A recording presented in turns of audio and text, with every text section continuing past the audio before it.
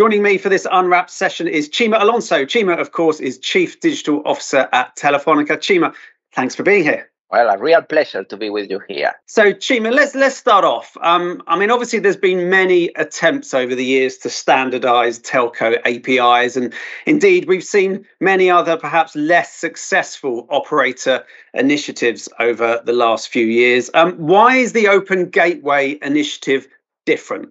I really think that if this industry has been doing something brilliantly, has been standardized things. We've been standardizing protocols, we've been standardizing network capabilities, we've been standardizing something so difficult, which is making a phone call from a country connected to one company to another country without knowing in which company that mobile phone is connected. So we have a long tradition of successful standardization processes.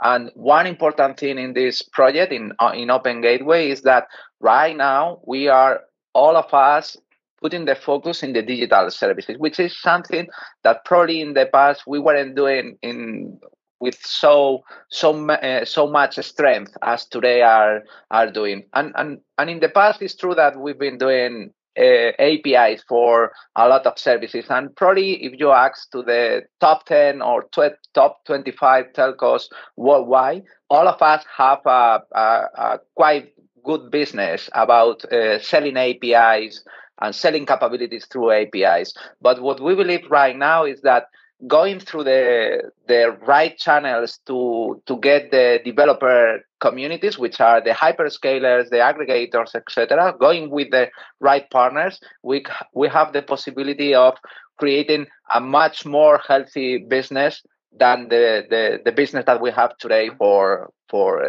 APIs. So I think that is not something that we weren't thinking in the past. It's just a different way of doing the same process.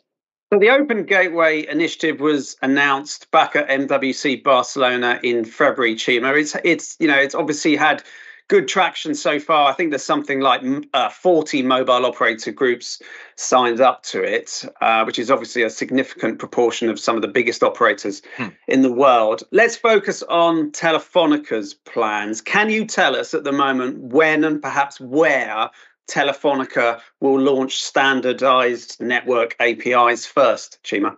I must say that we launched standardized APIs in Mobile World Congress. So we were following Camara standards internally into Telefonica since the beginning. So all our APIs have been standardized since the last Mobile World Congress. Which is different is that we are working on that API is federated through hyperscalers and aggregators. It means that in all countries, we are going to have one single API for developers that is connected to all telcos in that country. So we decide to work country by country. So in the GSMA, we've been working with the national champion, which is one telco that is leading one country, trying to make sure that the telcos in that country are going to have standardized and federated APIs through the hyperscalers or the aggregator channels. So Telefonica is leading two markets right now, is the champion of Spain and Brazil. And our plan is to have the launch of Brazil this month. We are having the announcement led by GSMA in Brazil this month. And in Spain, we expect to have the commercial announcement in next January, having the collaboration of other telcos in the countries, which I really think that is the good approach, because if we are waiting for 700 telcos to be standardized and federated at the same time, is going to be a little complex. But with only 3 or 4 telcos, you have one country activated. And if you have 50 or 60 telcos, you have a continent like Europe more or less activated. So I believe that this strategy that GSMA has designed is correct. And we are the leaders in Spain and Brazil, and we are following in the other markets to other telco champions. Good insight. So Spain and Brazil are obviously the focus markets. Are you able to tell us when you expect Open Gateway APIs to have a revenue impact on Telefonica? Is this part of the business plan that you have for the next 2 or 3 years? Yes, of course. You can bet on that. So first of all, we have a revenue stream right now coming from APIs. For us, selling capabilities through API is something that we've been doing the last 10 years since we started with the data-centric strategy in Telefonica.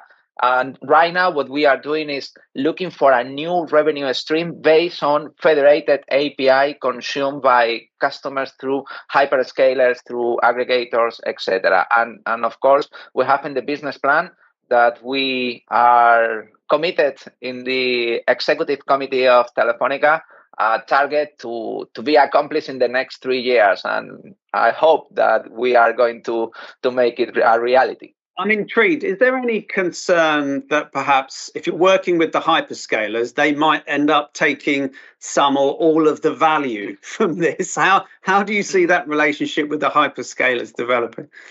Yeah, well, actually, is this discussion has been a lot of time, and in reality, I don't think that the value is in the channel. I think that the channel, it has a value, of course, but the 5G antenna is belonging to the telco, and not only the antenna, all the capabilities that we have. We are working on creating the drone highways across the cities. We are creating special networks with network slicing for remote driving. We are having the data of our customers, etc. And that's the value that we have.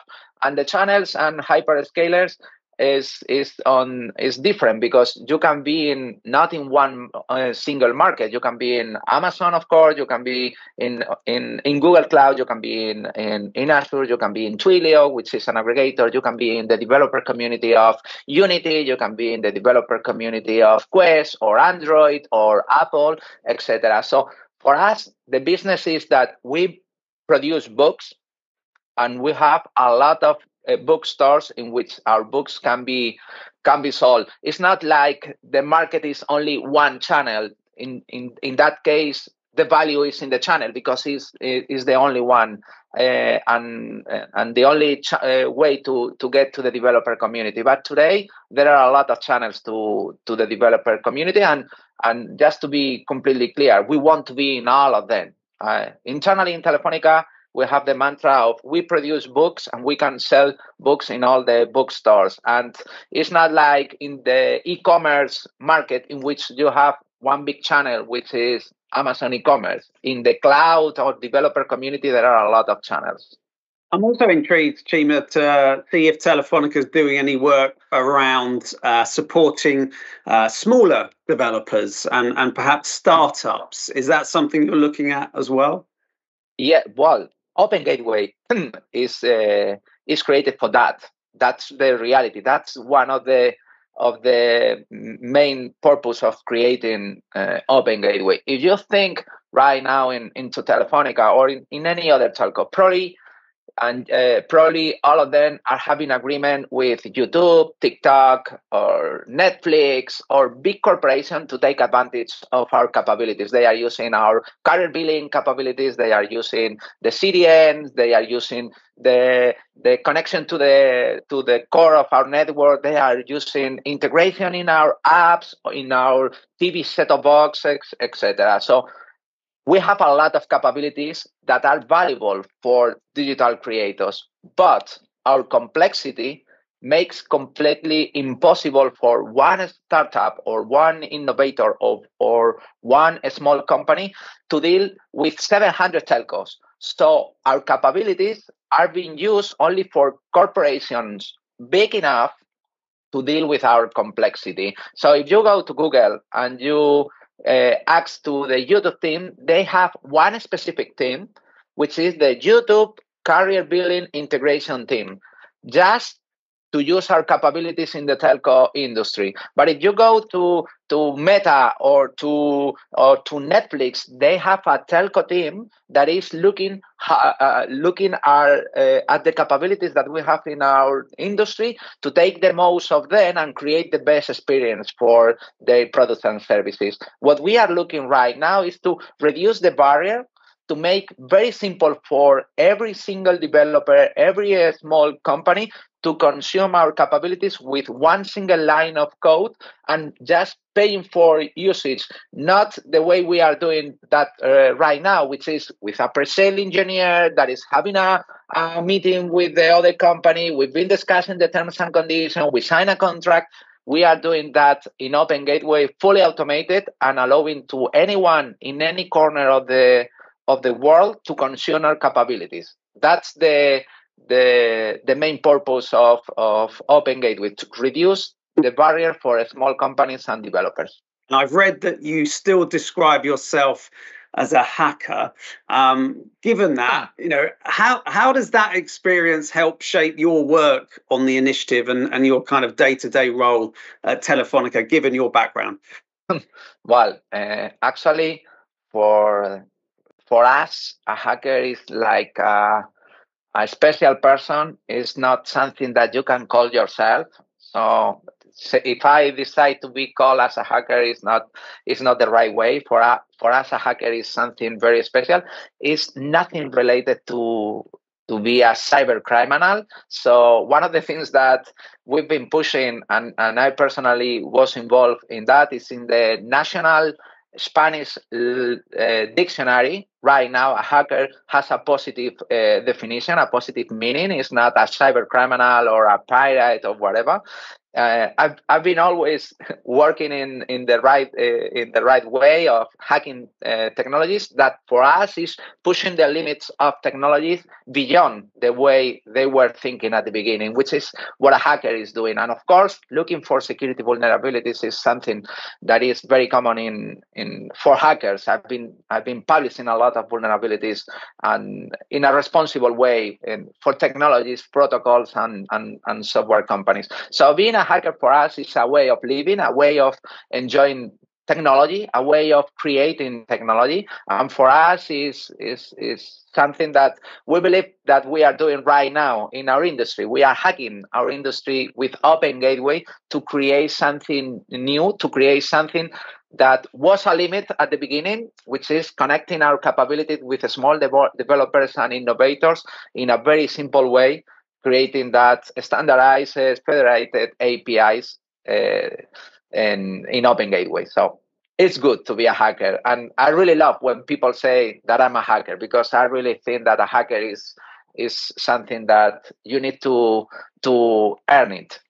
Obviously, a key goal of the Open Gateway initiative is to launch lots of exciting new services. Are there any particular technologies or emerging trends that you're seeing that really excite you personally? Well, I'm following technology every day, every single day. I'm reading my feeds with a lot of blog posts, the journalists writing about technology papers. Every week we have a new breakthrough. And of course, artificial intelligence, generative AI, Web3, quantum, VR, and mixed reality experiences are technologies that are surrounded us. And I really believe that all of them, or most of them, are going to be a reality in the coming years. But today, they require more capabilities from the telco industry than that we have. So if you look at the future of all of those technologies, blockchain for Web3 and tokenomics, artificial intelligence infusing all digital services, one single social service like TikTok or Instagram is retraining every 10 minutes an artificial intelligence algorithms per user, which is 1,000 million users every 10 minutes, just with the purpose of making that the next video that they are going to show you is going to engage, is going to make you continue enjoying the service. And this is one single service. All of the new digital services that we are foreseeing for the future are going to consume more data, more computing power, and more connectivity. And right now, our industry needs to do a lot of investment for those for those capabilities. If not, they are not going to be a reality. Metaverse, 8K video in streaming, cloud gaming, artificial intelligence infusing all digital services are not going to happen without our capabilities. So for me, which is something that I used to say a lot of times, connectivity, innovation, transforming the way we are creating the infrastructure for the digital services is very sexy and very innovative, and is capturing all my focus right now. Finally, Chema, we don't have much time left, so we'll have to keep this one very brief. But if I asked you, what is the one key thing that needs to happen to ensure that Open Gateway is a success? Is there one particular thing, or is this a case of many things all having to fit together to ensure that this operator initiative really does end up being a big success? Well, I really think that Open Gateway is very well thought. It's a very, very good initiative. GSMA is leading this initiative brilliantly, and what we need to do is execute and implement the capabilities that we are defining in the GSMA in our operation. So to me, to make this a big success, what we need is to align behind the GSMA and all the telcos working the standardized and federated APIs. That's it. Chema, thank you very much for joining us. It's been a pleasure talking with you as part of our Unwrapped session. We appreciate your time. Thank you very much. A real pleasure.